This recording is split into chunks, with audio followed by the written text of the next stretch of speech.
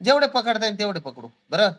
तर आपण आहे ना जेवढं अन्न खातो ना, जेवढं अन्न खातो त्याचा 80% अन्न, 70 ते 80% अन्न ब्रेनला लागतं.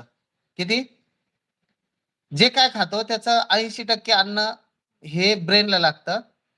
त्याच्यानंतर लिव्हर, किडनी आणि इंटेस्टाईन यांची ऍक्टिव्हिटी चालण्यासाठी आपल्याला 12 ते 11 ते 12% लागतं.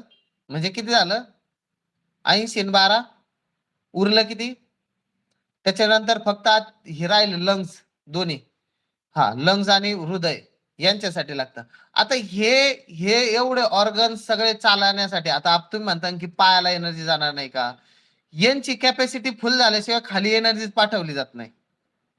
कारण हे मेजॉरिटी यांच्याकडं का यांचं वर्किंग व्हायला पाहिजे.